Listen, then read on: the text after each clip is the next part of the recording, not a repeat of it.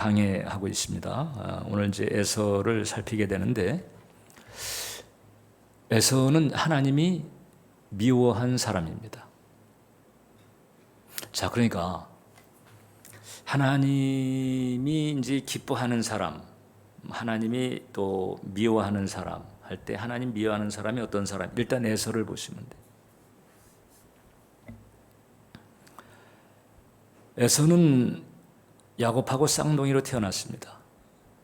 그런데 딜레마가 있습니다.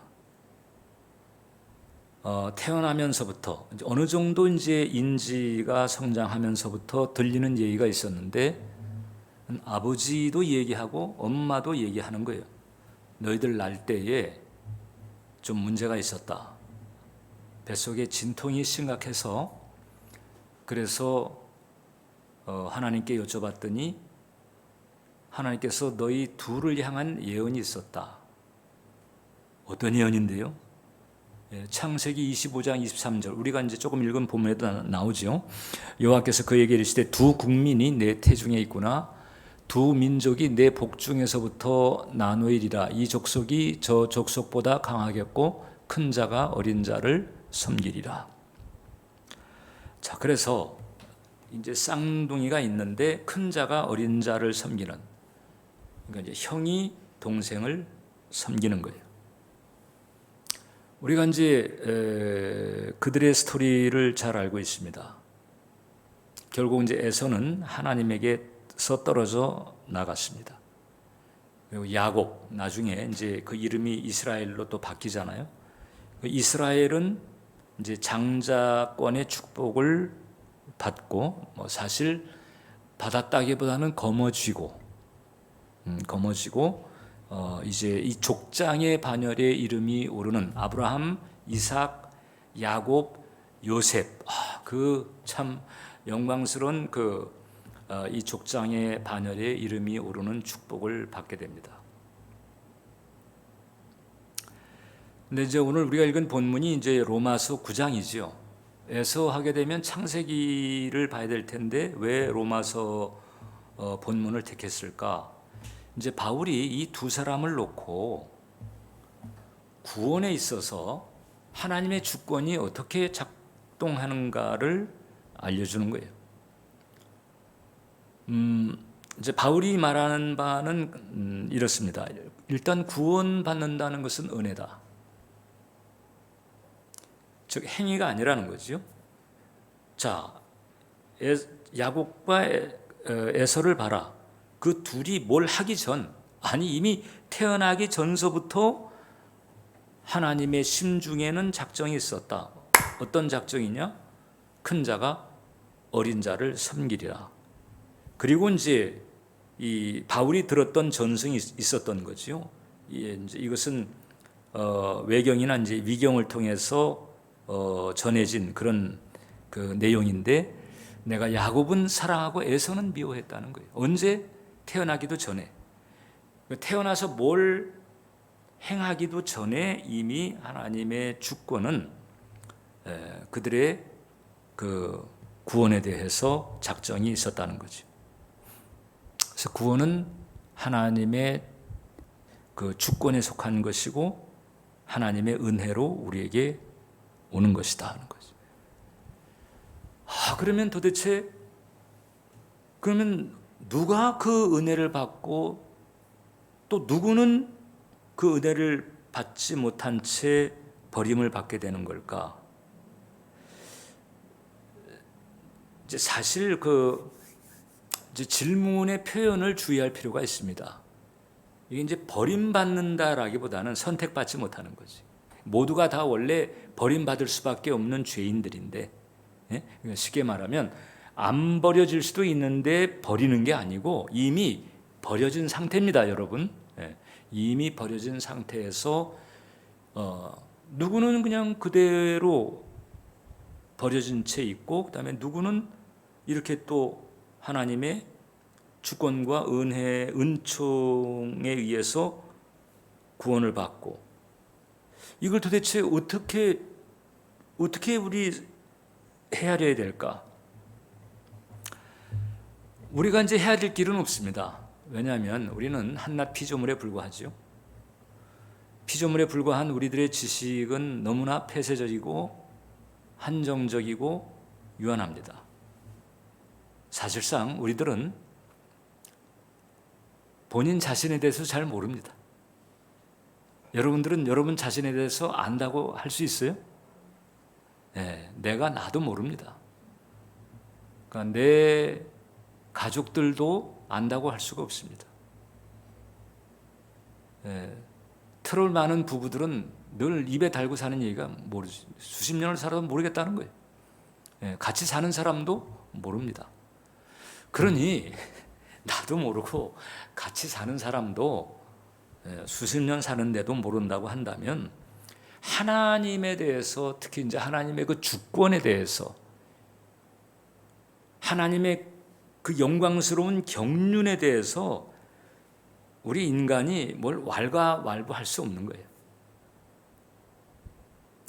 그래서 우리는 그것을 하나님의 주권적인 섭니다, 이렇게 이제 인정을 하고 그 다음에 존중을 할 수밖에 없는 연약한 그런 피조물에 불과합니다. 자, 그렇다면 이제 우리 입장에서 그러면 도대체 이제 어떤 사람이 하나님의 선택을 받고 구원을 받을 수가 있을까? 이게 이제 궁금할 수 있는 거잖아요. 왜냐하면 하나님의 구원이라고 하는 게 결국 이제 내가 사는 우리 인간 세계, 이 세상에서 일어나야 되는 일이고, 또 그것 때문에 삶의 변화를 가지고 구원받기 이전과 구원 이후가 달라지는 그런 그 엄청난 전환을 걸머져야 되고, 이게 이제 내가 해야 되는 거니까, 그렇다면 이제 내가 이게 하나님의 은총을 받고 구원을 받은 사람인지 그렇지 않은지, 내가 지금 교회를 다니고 있는데 나는 정말 괜찮은 건지 하나님과, 이런 여러 가지 궁금증들을 현실적으로 가질 수 있는 거죠. 그럴 때 이제 힌트처럼 주어질 수 있는 부분이 바로 이제 에서가 가지고 있는 부분입니다. 그래서 이제 에서를 놓고 우리는 이런 질문은 할 수가 있습니다. 자, 그러면 그 하나님의 그 주권과 경륜, 이것에 대해서 우리가 뭐 헤아릴 수 없는 연약함이 있다고 한다면, 적어도 이제 같이 서로 이렇게 살아가는 그 인간계에서 하나님의 주권에 의해 선택받은 영혼에게는 뭐가 있을까? 이런 레퍼런스, 그러니까 이런 참조들은 우리가 가지고 있는 게 필요하다라고. 하나님의 주권에 의해 선택받은 영혼에는 뭐가 있을까? 하나님 뭐 때문에 저 사람을 선택한 거지? 이런 거죠. 이걸 직접 바꿔 말하면 이제 이런 질문이 또 되는 거예요. 하나님의 주권적인 섭리에 의해 선택받지 못한 영혼에는 또 뭐가 있을까? 이걸 지금 야곱과 에서가 보여주고 있는 거예요. 특별히 이제 그 뒷부분, 선택받지 못한 영혼에게는 도대체 뭐가 있는 걸까? 이것 때문에 하나님과 결국 거리가 벌어졌구나. 이걸 보여준 게 바로 이제 에서입니다. 여러분, 에서는 모태신앙이에요. 야곱과 에서 둘 다 모태신앙이죠. 모태신앙은 그 모태신앙 자체로는 대단히 유리한 조건입니다. 어떤 조건? 구원받는 데에 가장 유리한 조건. 복음에 대해서, 하나님에 대해서, 구원에 대해서, 하나님 나라에 대해서 가장 잘 들을 수 있고 많이 들을 수 있는, 그렇지 않은 다른 비신자에 비한다면 모태신앙은 구원받는 데에 가장 유리한 조건을 가지고 있는 사람이에요. 그게 바로 모태신앙의 본질이라고 보면 돼요. 그래서 사실 신앙이라고 하는 단어를 붙이는 것이 조심스럽죠. 어렸을 때부터 교회를 다니고 교회 문화에 익숙하고 교회 활동, 교회 의식에 익숙한 거지, 그걸 참된 신앙이라고는 할 수 없는 거거든요. 참된 신앙이라고 하려면은 이제 어떻든 그 어느 시점에 예수님을 개인적인 구주로 영접하는 체험을 해야 되는 거예요. 즉 모태신앙으로 교회를 다니다가 어쨌든 그 어느 시점에는 중생의 체험을 개인적으로 해야 그 다음에 참된 신앙을 가지게 되었다, 이렇게 말할 수 있는 거예요. 그러니까 이 모태신앙이라고 하는 표현 자체가 혼돈을 줄 수가 있습니다.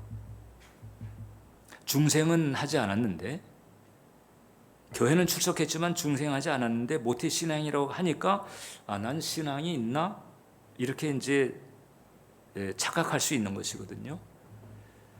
그러니까 특히 이제 부모된 여러분들 입장에서 자녀들의 영혼을 간수할 때에 이제 이런 부분들은 이제 올바로 우리가 분별할 수 있어야 되는 거예요. 구원받는 데 가장 유리한 조건을 얻었다. 그럼에도 불구하고 만약에 정말 중생의 체험을 하지 못해서 하나님의 자녀되는 그런 그 은혜를 받지 못했다면 정말 통탄한 일이죠. 통탄할 일입니다. 에서가 바로 그런 사람이에요. 에서는 구원받는 데 가장 유리한 조건, 즉 모태로부터 하나님에 대해서 들을 수 있는 그런 기회를 가진 거예요. 이게 모태신앙의 사실상 조건인 거죠. 근데 거기서 아무것도 챙기지를 못했습니다. 왜 챙기지를 못했을까? 이유가 간단합니다. 육신 때문에. 육신의 소욕이 앞선 거예요. 육신 때문에 아무것도 챙기지를 못했습니다. 가장 많이 챙길 수 있는 유리한 조건을 가지고 있었는데 그만 아무것도 챙기질 못했습니다. 반면에 야곱은 인격이나 영성이 엉망입니다. 사실 야곱의 인격이나 영성을 본받자고 할 수가 없어요. 그래서 야곱의 영성이나 인격은 우리들에게 위로를 줍니다. 이 모양이 돼도 하나님께서 붙들어 주시고 복을 주시는구나. 위로를 줍니다. 그럼에도 불구하고 야곱이 한 가지 가지고 있는 특징, 에서에게는 없는 그것이 바로 뭔가 하니 이제 하나님의 은혜를 사모하는 거죠. 하나님의 약속을 붙잡고 하나님의 은혜를 사모하는 것, 요거 하나 때문에 인격도 삶의 내용도 영성도 사실상 참 수준 이하였는데 엄청난 축복을 거머쥐게 됩니다. 그래서 우리는 이제 에서와 야곱을 통해서 이 택함받은 영혼, 택함받았다, 이게 선택이죠. 그 다음에 이제 택함받지 못했다, 육이죠. 그냥 버려진 채로 그대로 있는 거예요. 그래서 선택과 육이 그러니까 어떻게 갈라지는가, 그 차이를 이 둘을 통해서 우리가 볼 수 있다는 거예요. 하나님은 이 두 사람이 태어나기 전서부터, 그러니까 우리가 살고 있는 시간이라고 하는 개념에서 본다면 야곱과 이제 에서가 태어난 시점이 있잖아요. 우리가 그 연도가 언제인지는 뭐 정확하게 말할 수 없지만 아무튼 역사적으로 그때가 있었잖아요. 그런데 그 시간 이전에 성경적으로 표현하게 되면 뭐 만세 전부터, 영원 전서부터 하나님께서는 그 쌍둥이의 출생을 아셨고 그 중에서 어린 자를 하나님께서는 택했고 큰 자는 유기. 그게 벌써 만세 전에, 영원 전에 하나님께는 작정이 된 거예요. 하나님은 에서와 야곱의 운명을 아신 거죠. 만세 전에, 태어나기도 전에. 이것을 이제 우리는 예지라고 합니다. 예지. 예지라고 하는 것은 뭔가 하나님께서 과거와 현재, 미래, 우리니까, 인간이니까 시제의 그 제한을 받고, 그래서 과거, 현재, 미래를 다루지만 하나님은 시간을 초월하신 분이거든요. 그래서 만세 전에 이미 우리를 아셨고, 우리 입장에서 본다면 우리의 미래의 모든 강태까지도 이미 다 아시고 계신 거예요. 시간을 보시지만 시간 위에 계셔서 그 시간의 제약을 받지 않고 모든 가능태까지 아시는 분, 이것을 우리는 하나님의 예지라고 한다. 자, 오늘 정신을 좀 똑바로 차리고 여러분이 박수 치는 게 이제 심리학자들이 그 상담 사역하면서 박수를 종종 치는 경우가 있어요. 박수를 딱 치게 되면 전환이 올 수 있다는 거죠. 그래서 아이들한테 뭘 이렇게 각성시키면서 뭐 주의사항을 주거나 이렇게 할 때에도 박수 치는 이유는 얘기하지 말고 그냥 박수를 딱 치면 이런 전환이 생기는 확률이 높아진다는 거거든요. 이 정신신경과에서도 이제 활용하는 방법이기도 합니다. 자, 로마서 8장 29절로 30절 볼까요? 자, 시작. 하나님이 미리 아신 자들을 또한 그 아들의 형상을 본받게 하기 위하여 미리 정하셨으니 이는 그로 많은 형제 중에서 맏아들이 되게 하려 하심이니라. 또 미리 정하신 그들을 또한 부르시고 부르신 그들을 또한 의롭다 하시고 의롭다 하신 그들을 또한 영화롭게 하였느니라. 이 구절은 그 하나님의 그 예정과 관련해서 소위 이제 황금사슬이라고 하는 이 부르심으로부터 영화에 이렇게 부르심으로부터 그 다음에 중생, 그 다음에 성화, 영화에 이르는 이 사이클을 보여주고, 그래서 이걸 황금사슬이라고 한 별명이 붙여진 구절이거든요. 여기서 보면 이제 미리 아신 자들, 미리 정하셨으니 미리 정하신 그들, 미리 정했다. 이 예지죠. 하나님의 예지인 거예요. 이게 헬라 원어로는 이제 프로기노스코라고 하는데, 하나님께서 당신의 소유로 미리 아신 자들이 이미 정해진 거죠. 아시는 거예요. 정해졌다라고 하는 표현보다도 하나님은 우리가 태어나기 전에 이미 아시고 계셨다. 그리고 하나님께서 아신 그 자들을 태어나고 난 다음에 하나님께서 어느 시점에 부르시는 거예요. 제가 볼 때는 이제 야곱의 경우 우리식으로 말할 때 중생의 체험은 그 베델에서 일어났던 것 같아요. 그 전까지는 모태신앙이었다가 이제 혼자 위기 상황이 있으면서 그 외산촌 라반의 집으로 가는 도중에 이제 베델에서 돌베개 베고 잠자다가 이제 주님을 꿈에서 주님의 음성을 듣고 만나는 체험을 하잖아요. 그게 이제 인격적으로 하나님을 경험하는 체험을 한 거지. 그러니까 우리식으로 하게 되면 그때가 이제 중생의 체험을 했던 것으로 볼 수가 있는데, 자, 이제 이게 중요한 것은 우리가 이제 오늘 에서의 초점을 맞추고 있으니까, 자, 그러면 하나님이 자기 백성이 될 자를 이제 미리 아셨다고 그랬는데, 그럼 에서는 이제 거기서 제껴졌다는 거잖아요. 그럼 이제 우리는 하나님께서 누구는 선택하고 누구는 유기하고 우리로서는 알 수가 없어요. 너무 어마어마한 격차가 있습니다. 그래서 그 하나님의 주권과 구원의 경륜에 대해서는 우리는 이 경외함을 가지고 대할 수밖에 없는 거예요. 이게 가장 좋은 자세인 거예요. 그렇지만 성령을 통해서 하나님께서는 이렇게 힌트를 보여주신다. 아, 이래서 육이 됐구나. 아, 이래서 택함을 받았구나. 이런 힌트를 보여주신다. 그럼 에서는 어떤 것을 우리에게 보여주나? 에서는 어떻게 했길래 제껴졌나? 첫 번째가 에서는 망령된 자였다. 히브리서 12장 16절에 음행하는 자와 혹 한 그릇 음식을 위하여 장자의 명분을 판 에서와 같이 망령된 자가 없도록 살펴라. 자기 자신을 살펴야 되는 거예요. 나한테는 지금 에서스러움이 있을까 없을까? 에서스러움이 뭐지요? 팥죽 한 그릇 때문에 장자의 명분을 그냥 팔아넘기는 거예요. 장자의 명분이 그렇게 중요하지 않은 거예요. 당장 이 육신의 욕구, 육신의 소욕을 채우는 게 급한 거예요. 영적인 분별력이 없었던 거예요. 그래서 에서는 망령된 자로 불리게 됩니다. 망령된 자는 또 다른 말로 분별이 없는 자예요.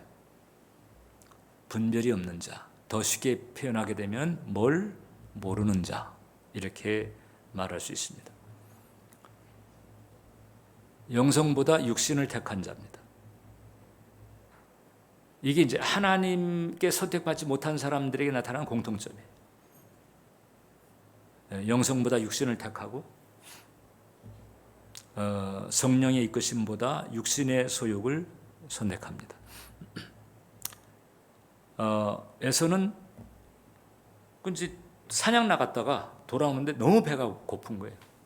근데 집에 있기를 좋아하는 야곱이 이제 팥죽인데 우리나라 팥죽하고는 달라요. 거기 이제 이 검은색 색깔이 이제 콩으로 끓인 수프라고 보면 됩니다. 이제 그걸 끓이고 있는데 그거 좀 달라고 그랬더니 이 야곱이가 그거 하나 가지고 또 뭐 장자의 명분을 내게 팔아라, 참 치사하게 짝이 없는 제안을 하는데, 이제 그 정도로 이 야곱은요, 이 장자의 명분, 이 하나님의 그 영적인 대통, 거긴 제사권도 있고 축복권도 있고, 할아버지 아브라함 아버지 이삭에 흐르는 그 영적인 그 흐름, 그게 대한 갈망, 그게 이제 있는 거예요. 호시탐탐 그걸 챙기려고 호시탐탐. 사람 눈에 볼 때는 참 매정하고 치사하게 짝이 없는 그런 상황인데, 주님은 또 그렇게만 보시지 않을 수도 있다는 거잖아요. 그 갈망, 어떻게 해서든 그 축복의 줄기, 그 축복의 실마리를 붙잡으려고 가능한 상황이라면 파고 들어가는, 이제 이걸 이제 신약적으로 이렇게 표현하게 되면은 천국은 침노하는 자의 것이라고 그랬죠. 이게 일종의 침노예요. 유치한 패턴이긴 하지만 일종의 침노다. 그런데 에서는 그 육신적 혹은 일시적 만족 때문에 그래, 너 가져가라, 이렇게 한 거지. 그러니까 뭐가 중요한지를 잘 모른 거예요. 그래서 망령된 자, 분별이 없는 자, 이렇게 되게 된 것입니다. 그래서 에서 신드롬이라고 하는 단어가 있어요. 에서 신드롬은 현재를 위해서 미래를 무시하는 이런 근시안적 경향입니다. 그 외에 마시멜로 얘기 나오잖아요. 아이들한테 마시멜로 하나 딱 내놓고 각각 두 아이한테, 나 갔다 올 때까지 이거 먹지 말고 참고 기다려. 갔다 와서 왕창 줄게. 이렇게 했는데 한 아이는 나중이 뭐 대수리야, 지금 당장 먹고 싶은데, 결국은 엄마 갔다 올 때까지 참지 못하고 그냥 낼름 집어먹었다. 근데 옆에 아이는 참고 기다리는 거예요. 절제하고 참고 기다리는 거예요. 그 나중에 이제 보상이 달라요. 지금 이제 우리 한국 사회의 청년 세대들이, 특히 MG 그 세대라고 하잖아요. 이 MG 세대들이 에서 신드롬이 강하다는 거거든요.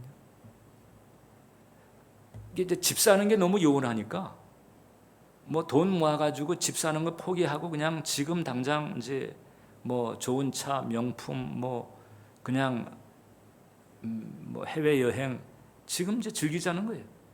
왜? 지금이 중요하니까. 나중 이 에서 신드롬. 이 에서 신드롬은 그래서 좋은 신앙을 가질 수가 없죠. 이제 우리 한국 교회에 이제 이 청년 세대가 공백이 되고 있는데, 가장 큰 정신적 장애가 바로 이 에서 신드롬. 현실주의, 소비주의 이렇게 가버려요. 모태신앙으로서 가장 유리한 조건을 가지고 있었는데 번번이 결정적인 기로에서 영성보다도 자꾸 육신을 선택하는 거예요. 자, 이것은 이제 에서가 그렇게 살았던 거예요. 보니까 아 그랬구나. 에서가 그렇게 살았기 때문에 버림받은 게 아니고 이미 하나님의 선택은 태어나기 전에 작정이 되어 있었어. 근데 하나님이 선택을 하시는 그 영혼이 어떤 영혼이냐? 당신과 아는 사이. 근데 보이지 않는 그 하나님과 아는 사이. 그 보이지 않는 하나님과 좋은 사이가 되려면 이 에서 신드롬을 극복한 영성이어야 한다는 거잖아요. 근데 에서가 이제 그게 안 됐던 거죠. 자, 그렇기 때문에 이제 이 얘기는 하나님께서 만세전부터 주권적인 선택을 해 놓으셨는데 만세전에 하나님의 주권적인 선택을 받은 자는 태어나서 하나님에 대한 태도나 반응이 다르다는 거예요.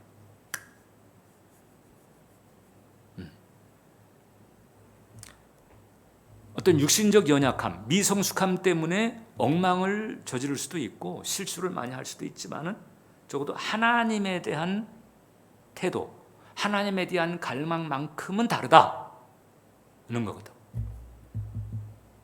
이게 이제 중요한 포인트인 거죠. 그래서 이게 이제 신학에서는 이제 외적 부르심과 내적 부르심을 구별합니다. 외적 부르심은 모든 사람을 그 대상으로 합니다. 온 인류를 대상으로 합니다. 온 인류 향해서 십자가 복음이 전해지는 거잖아요. 그 십자가 복음을 이렇게 들은 사람은 외적 부르심을 받은 사람이에요. 근데 외적 부르심을 받은 사람들 모두가 다 구원받느냐? 아닌 거죠. 외적 부르심을 받았어도 구원에 이르지 못한 사람들은 엄청 많은 거잖아요. 그래서 이제 내적 부르심을 얘기합니다. 외적 부르심을 받은 사람들 가운데에서 성령의 역사로 말미암아 영적 각성이 일어나, 그 이제 회심이잖아요. 그래서 이제 하나님 앞에 죄인됨에 대한 자각을 가지고 예수 그리스도 십자가에 대한 은혜 의식으로 구원받은 영혼, 이 영혼이 바로 내적 부르심을 받은 사람이다. 하나님께서 만세 전에 택함 받은 사람은 바로 이 내적 부르심의 은총을 받은 자다라고 하는 거죠. 다시 얘기하면 미성숙할 수도 있어요. 어떤 삶의 수준이라든가 에티켓이라든가 뭐 이런 것들이 그렇지만은 하나님에 대한 태도, 하나님에 대한 반응이 다르다는 거잖아요.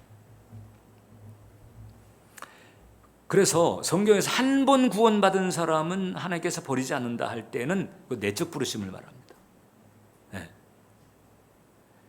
그러니까 외적 부르심을 받은 사람들 가운데에서도 교회를 다니는 사람 많습니다. 교회를 다니고 있다고 해서 다 외적 부르심을 받은 것이 아니다. 지금 에서가 지금 신약적으로 얘기를 하게 되면 모태 신앙자라니까 교회를 익숙하게 다니는, 교회 생활 빠삭해. 목사님 설교 딱 본문만 딱 들으면 아, 오늘 설교 결론이 이렇게 끝나겠구나. 다 감 잡습니다. 그거 왜 안 그래요? 뭐 학교 다니면서 뭐 입시 문제 감 잡는 거하고 비슷한 거죠. 다 알아요. 다 아는데 아직 내적 부르심을 받지 못했다. 그러면 이게 이제 에서 서클인 거잖아요. 그래서 이 성령의 역사로 말미암아 마음 눈이 밝아져 십자가를 은혜로 받는 이 은총, 이게 이제 내적 부르심인데 이 성령 역사로 말미암은 이 내적 부르심이 진짜 이제 그것을 효력 있는 부르심이라고도 또 얘기를 합니다. 한번 따라서 해보세요. 내적 부르심, 효력 있는 부르심. 그러니까 여러분들도 그렇고 여러분들 자녀도 그렇고 가족들도 그렇고 이 효력 있는 부르심을 받아야 되는 것이고, 이 효력 있는 부르심을 받게 해야 되는 거예요.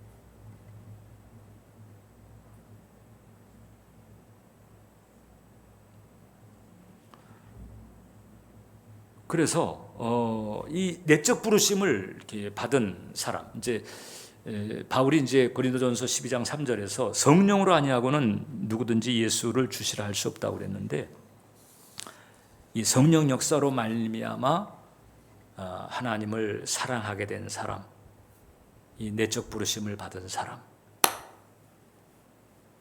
효력 있는 부르심을 받은 사람인 거죠. 야곱이 그런 거죠. 에서는 거기서 삐껴나 버린 거예요. 모태신앙일 뿐만 아니라 장남이잖아요. 그냥 태생적으로 정말 유리한 조건을 가지고 있는 거야. 장자권의 축복을 챙기기에는 너무 확실한 조건을 가지고 있는 거예요.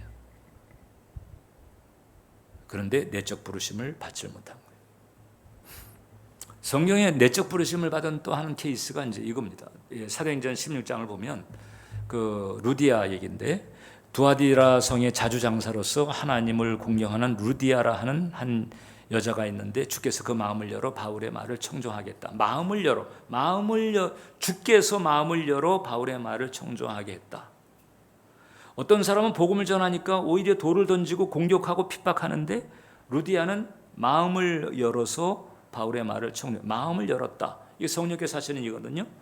효력 있는 부르심을 받은 것이죠. 그러니까 하나님은 영원 전서부터 결국 당신을 향해서 누가 반응할지, 누가 반응하지 않을지를 아신 것입니다. 이게 바로 예지인 거예요.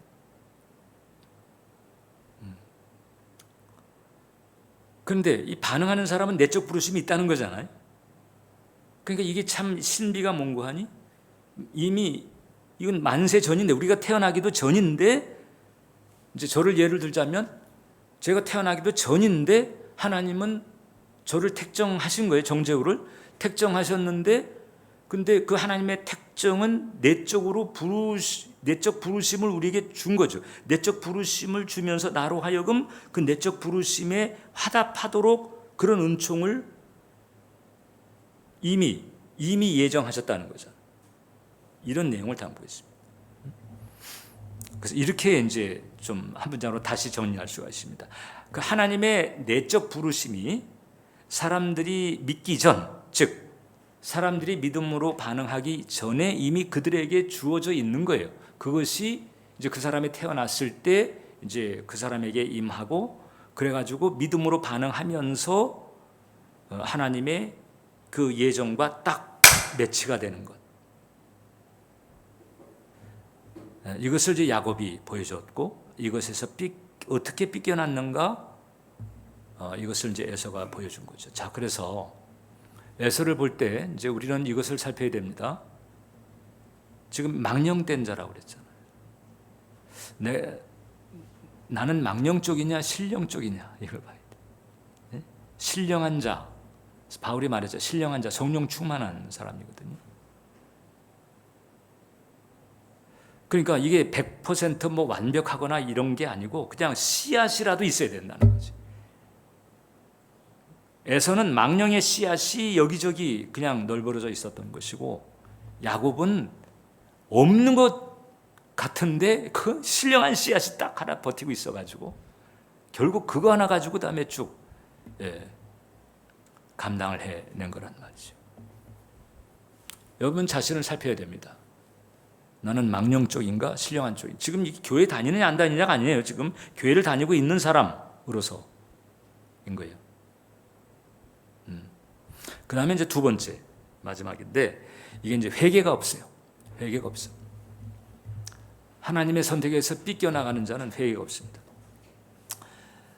히브리서 12장 17절을 보면 너희가 아는 바와 같이 그가 그 후에 축복을 이어받으려고 눈물을 흘리며 구하되 버린 바가 되어 회개할 기회를 얻지 못했느니라. 지금 여러 일들 많이 겪었잖아요. 그러면 적어도 이런 상황이 되게 되면 이때라도 돌아왔어야 돼. 저는 아담이 선악과를 따먹은 뒤에도 회복의 여지가 있다고 보는 사람이에요. 근데 회개를 안 했잖아요. 책임을 전가하기만 했지. 이게 이제 삐껴나간 사람의 특징이거든요. 이 에서도 마찬가지예요. 에서도 회개를 안 하는 거예요. 이렇게 돌아가고 있는 상황을 보게 되면 이거 내가 모르는 뭔가 엄청난 게 지금 있는 거네. 야, 이거 내가 지금 이러면 안 되잖아. 이렇게라도 좀 각성을 해야 되는데 그게 없는 거예요. 그게 없어요. 그냥 자기가 태생적으로 챙겨야 될 거, 그것을 뺏긴 것 때문에 후회했고 그것 때문에 이를 갈았지, 회개, 애통함은 없어요. 그러니까 이 에서 입장에서 하나님을 알려고 하고 하나님을 따르려고 하고 하나님을 이렇게 사모하려고 하고 이렇게 의식하는 반응이 이때도 일어나지 않았다. 그래서 어떤 사람은 그런 얘기합니다. 에서는 하나님의 주권에 대한 경외함이 없었다. 하나님의 주권에 대한 경외함이 없으니까는 마음대로 하는 거예요. 육신대로 하는 거예요. 그냥 죄 저질 때 그냥 툭툭 저지르고, 성령 근심시키는 일을 그냥 툭툭 저지르고, 경외함이 없으니까 겁나는 게 아니에요. 겁을 안 내는 거예요. 경외함이 없다, 이건 겁을 안 내는 거거든요.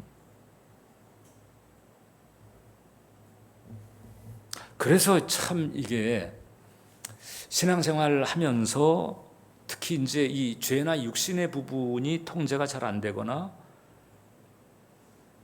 이럴 때 참 이게 이제 한켠에 이게 심각할 수 있는 그런 부분이 있는 거예요. 그러나 이런 마음을 가지고 있다면은 설령 엎어지고 넘어지고 코가 깨진 상태라도 소망이 있다는 거야. 어떤 소망? 어떤 사람? 시편 34편 18절인데 여호와는 마음이 상한 자를 가까이 하시고 충심으로 통행하는 자를 구원하시는. 왜 마음이 상하고 왜 통해야 해요? 또 안 됐어. 또 넘어졌어. 또 엎어졌어. 잘해보려고, 잘해드리고 싶고, 잘 모시고 싶고, 기쁨이 되고 싶고, 이런데 연약함 때문에 또 엎어지고 망가지고 코가 깨졌어. 난 잘하려고 그랬는데 왜 이렇게 안 되나? 그래서 하나님 앞에 그게 죄송해서, 하나님 앞에 그게 송구해서, 그래서 그냥 충심으로 통해함이잖아요, 이게. 이거는 설령 죄를 지어도 하나님께서 구원하신다는 거죠. 다윗 보세요. 치사한 죄를 졌는데도 하나님의 그 중심에 통해하심을 보시고 용납을 하시는 거잖아요. 에서가 그게 없어요. 에서가 그게 없어요. 그래서 이제 결국 우리가 눈을 들어서 이렇게 쭉 보게 되면 이제 그게 보이는 거죠. 이 제껴진 사람에게 나타나는 공통점들, 이런 부분들. 할렐루야. 그래서 우리 이 시간 이제 기도하겠습니다. 기도할 때 우리가 이제 영성 기도하고 그다음에 이제 청혼 기도. 이제 오늘 조금 주제가 조금 이제 신학적이어서 이제 시간을 가졌습니다만. 자, 영성 기도할 때 세 가지를 보세요. 첫 번째, 망령됨과 신령함 쪽에 내가 이제 어느 쪽인가. 두 번째, 나는 정말 상하고 통회하는 마음으로 주님을 대하는가. 세 번째, 야곱처럼 좀 사모하며 갈망하는 심령이 있어야 되거든요. 이 부분들을 좀 살펴야 됩니다. 여러분들 가족들을 위해서 살펴야 됩니다. 이렇게 되도록 해야 돼. 그 다음에 여러분 가지고 있는 마음의 소원, 이제 기도의 제목들 주님 앞에 올려드리면서 우리 주여 부르며 기도에 들어가겠습니다. 주여.